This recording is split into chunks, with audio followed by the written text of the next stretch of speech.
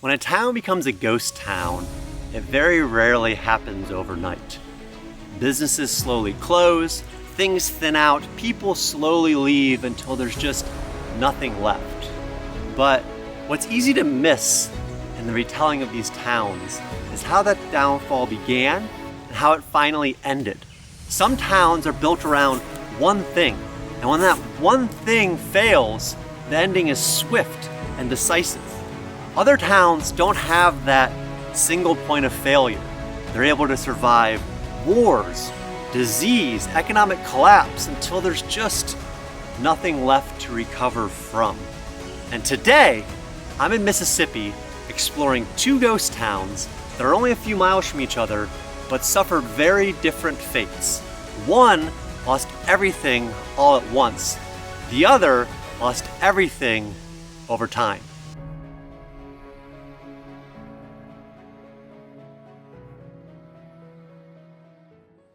Welcome to Rodney, Mississippi.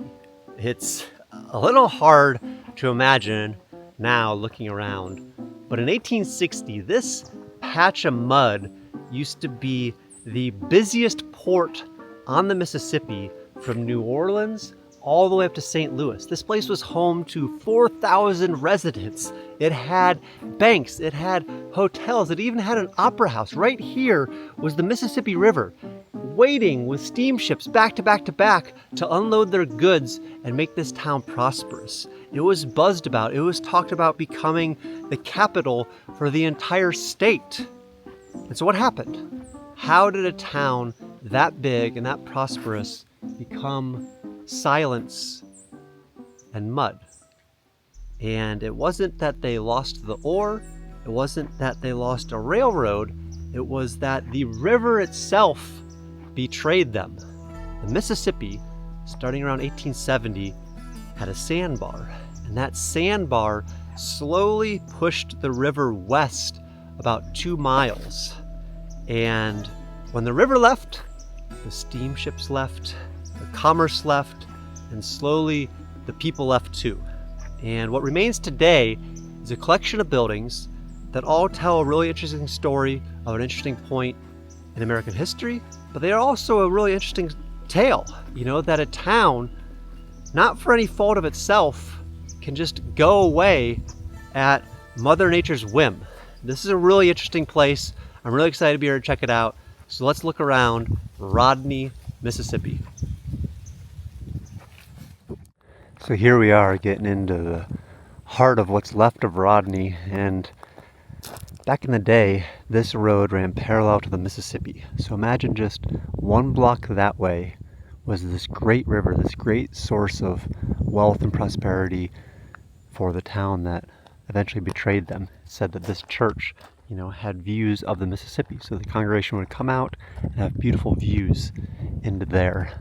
And unfortunately, after the Mississippi redirected itself, the railroad came and it also bypassed Rodney, because at that point there wasn't a huge reason to. And so between that, they were cut off from commerce.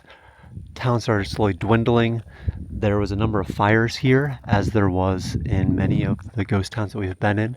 And so today, there's a number of old structures that remain, but it's also home to about 10 people. And so there's some buildings here that are still inhabited, they're still maintained, they're still trying to do some work to the place. But let's go check out this. So this is the Presbyterian Church here in Rodney, and if you look up there, above the scaffolding, above the middle center window, there is a cannonball that is lodged into the side of this building. And that pretty much summarizes what you need to know about both this church and Rodney as a whole. And that came about during the Civil War when, again, remember, the Mississippi used to be right here. And so a Union battleship was here. Some of the Union soldiers wanted to come in here to go to church. So 17 soldiers attended church right in here. And while they were in there, word got out. So Confederate soldiers hid out in the woods around the church. When the band grew really loud in there, they stormed in, and with the help of some of the congregation, they captured these 17 Union soldiers. And obviously, with a battleship right here, the Union was not very happy about that. So they came and they started shooting at the building and the people inside, lodging one of the cannonballs and creating a whole mess. And I think that kind of summarizes a couple things. It summarizes kind of Rodney's defiance, their take on the whole world, but then also kind of maybe what led to part of the downfall as well. And so this is what's left here. I know that they're undergoing a restoration. I know there's a website online where they're soliciting some donations to help fix it up. And it's pretty interesting, though, to imagine being here. Imagine being on both sides, being a soldier whose boat was right there that then wanted to go to church for a day and suddenly was held captive, or the Union soldiers, who were tasked from getting them out of here. And it's just an interesting glimpse into, again, a period of time that I don't think about that much when I'm out at Cerro Gordo, but it's truly a remarkable story, and remarkable that this has survived all of the floods as well. You can see obviously some water damage, and it seems like there's a little crack in the window to get a glimpse inside.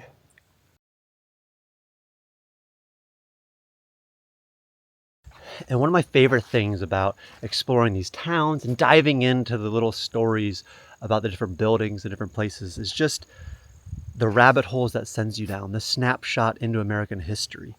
Where I live at Cerro Gordo, it was a mining town that was established in 1865, so just after the Civil War. So I don't think that much about the Civil War in my day-to-day life. I think about the just post-Civil War. But as I've been moving east, the towns have been getting a little bit older, which makes sense, as America was settled from the east and then there was westward expansion. And so now that I'm in Mississippi, Alabama, Louisiana, I'm getting exposed to a lot more stories about the Civil War, which just makes me read more and more about it, which I think is just another reason to get out there and explore what's around you. It's going to send you down a rabbit hole. It's going to just light up that bit of American history in a way that maybe it never was lit up in school. But coming out here and being able to see this, being able to come over and actually touch a building that both Union and Confederate soldiers touched, it's powerful. Sometimes I just let myself sit in that and think. But it's amazing that this building survived all the floods. Being brick helped. It's one of the few remaining buildings that are left in this town. But we're going to go check out the other buildings as well. Try to get an idea of what this town might have been like when it was, a booming town with thousands of residents. So here we are kind of in the heart of the town. And this is the Alston's General Store. And this thing was really originally built in 1910. And it ran all the way in the 1960s or 70s. If you go online, you can see some good photos of people hanging out outside of this, having a good time. It was kind of one of those general stores that were the heart of a lot of these smaller Mississippi towns. And unfortunately now it's sitting here waiting for its next life. And the town itself was disincorporated in 1930. So by then it wasn't a town much longer, but sit here and really try to imagine this little place that we're at right now being larger than the capital at the time. That 4,000 people were here, and now they're just as remnants. I imagine at the time the residents that were here thought this town would be here forever. That, the people that are in the cemetery that we'll go up to could have never imagined that the river itself, something that seems so permanent, so always there, would leave them. It just kind of makes you question all of your assumptions in this world and what it could be.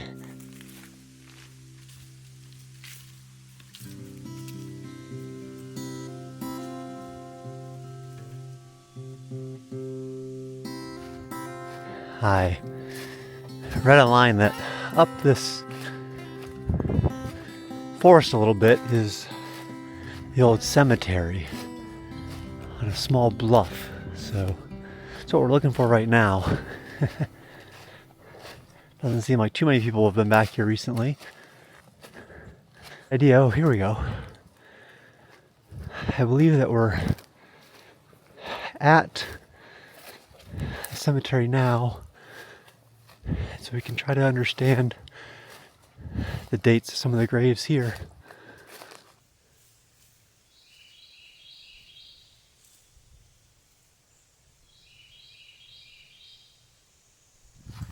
Whenever I'm walking around cemeteries, I think of this Latin phrase, and it's memento mori, which loosely translates to "you too shall die." And it's not necessarily supposed to be a scary thing. It's not supposed to be a morbid thing. It's supposed to be sort of a almost motivating thing, meaning like, you know, no matter what any of us do in our lives, what steps we take, we too will end up just like what you see behind me. And so the response to that is, what are you going to do about it? You know, how are we going to make use of this very limited time that we have? And it should be a reminder to kind of try to live closer to the life that we want to live, do the things that we want to do, and all of that. And today, kind of in this context of checking out 2 different ghost towns that died in different ways, I think about the people here, you know. Rodney, this place that I'm at, is a place that died because of one swift and sudden thing. You know, the river changed locations. This town dried up. That was a very swift thing. The next town that we're going to is one that died by kind of death by 1,000 paper cuts. And I wonder which is better for us as humans, you know, a quick death or a slow and drawn out death. But it's an interesting frame of mind to keep in mind, not just for ourselves, but the towns around us. Think about the town that you're in. How will that town eventually die? But now that we have an understanding of Rodney, we're going to move on to another ghost town that's just a few miles away, but again, had a totally different fate and timeline for that fate.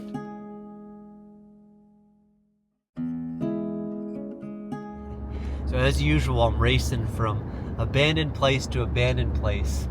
And this time of day, lunchtime, always creates a couple issues for me. Where one, there's not usually amazing lunch options when you're purposely hunting down abandoned towns. And 2, I don't really have the time to do the whole sit down, drawn out lunch when I'm chasing sunlight. And so for me, for this entire road trip, the game changer has been Huel. This is a complete meal in a bottle. I got the Black Edition chocolate peanut butter, and it is awesome. It's got 35 grams of protein, 7 grams of fiber, all sorts of vitamins and minerals, and it just keeps me moving. It keeps me feeling good. And if you're out there and you're looking for convenient, inexpensive, nutritious lunch option, give Huel a try. They're giving everybody 15% off their first order of $75 or more. All you gotta do is go to Huel.com, use my code Brent. And if you look down, I got Huel in the cup holder, Huel over there. There's even Huel behind me. This stuff has been amazing for me. It'll be amazing for you. I hope you check it out.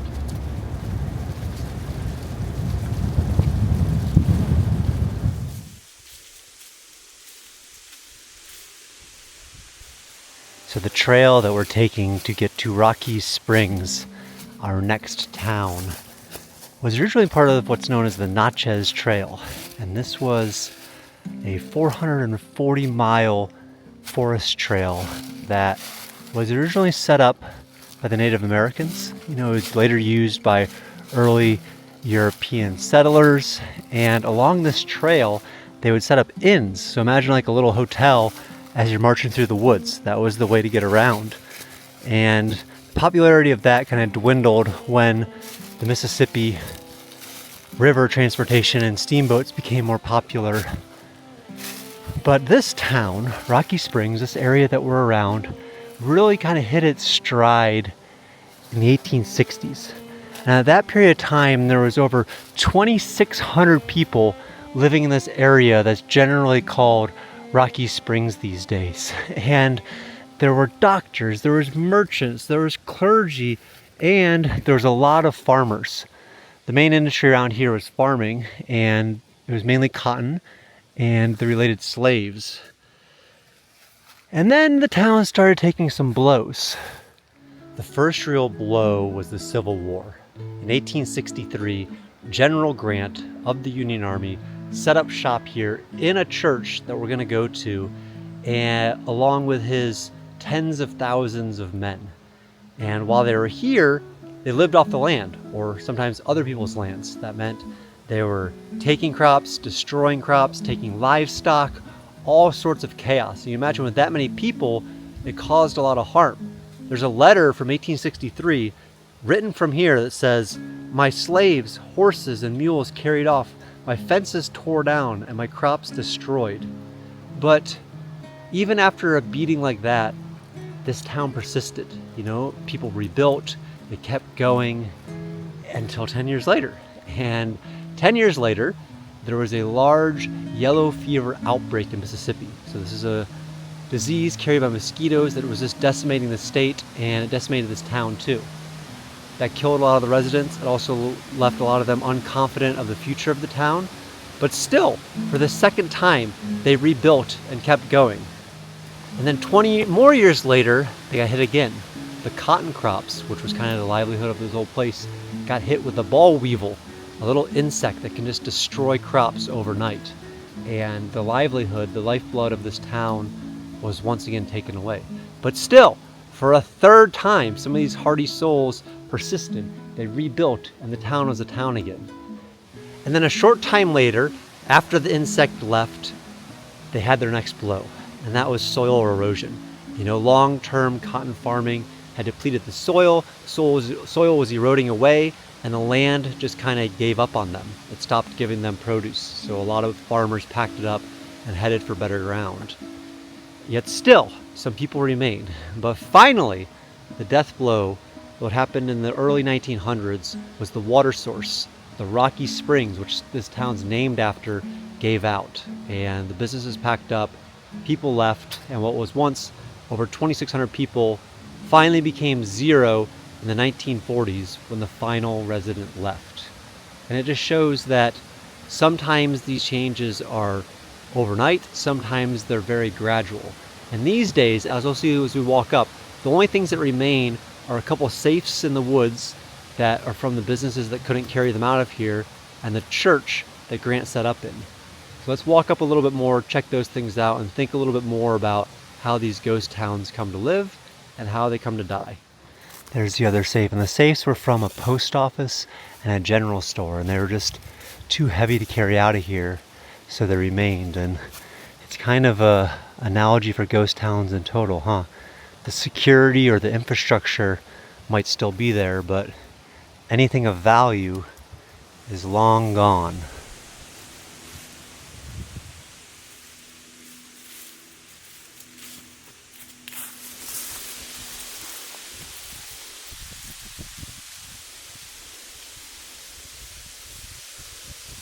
So here it is, Grant's base of operation for a period of the Civil War. Crazy to think about the decisions that were being made in there and their impact on not just, you know, the moments that were right after this entire country's future.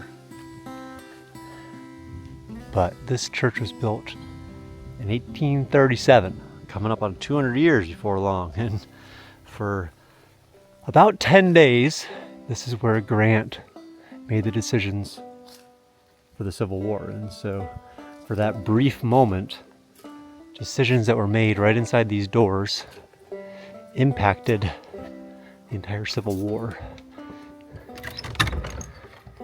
And these days, it seems to be still functional, but imagine the soldiers sitting inside of here, tens of thousands of them still outside of here, discussing what's going to happen. And they were probably so focused on what was going to happen with the Civil War that they weren't necessarily focused on what was going to happen to this town, because they were the first death blow to this town after they kind of took over and took crops and all of that. Not something I imagine that Grant was terribly focused on given the task at hand, but really cool, especially given that I've read that biography or listened to it. And what's also interesting that I was thinking about is, just like earlier, some of the only buildings to still be standing include the church and the cemetery.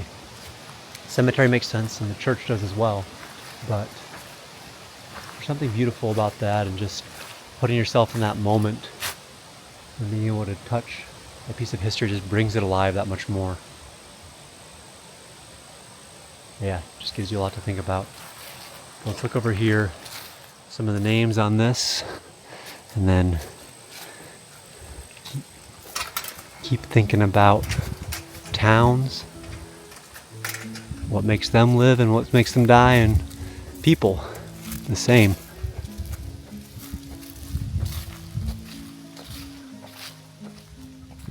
So there it was, 2 ghost towns, 2 different deaths.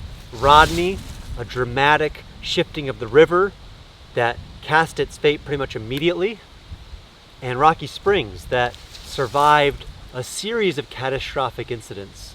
And thinking about it, I'm not sure which is scarier.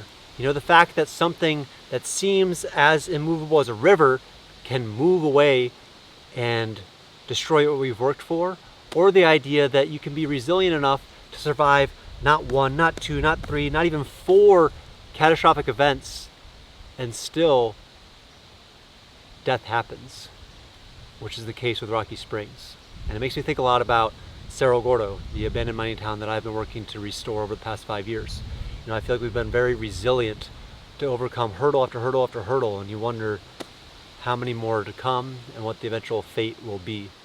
But I think that coming to places like this, diving into their history, understanding what kills towns is useful when trying to bring one back to life. You know, you can kind of think through some of those situations and how you'd handle them. So it was a very informational time here in Mississippi, one that I really enjoyed. And I'm going to hit the road now and continue on to Alabama. We have more ghost towns to learn from, more to explore, more history to dive down. So I hope you guys stay tuned. There's a lot more ghost towns to come, and I'm sure a lot more lessons with them. Thanks for checking it out. I'll see you guys next time.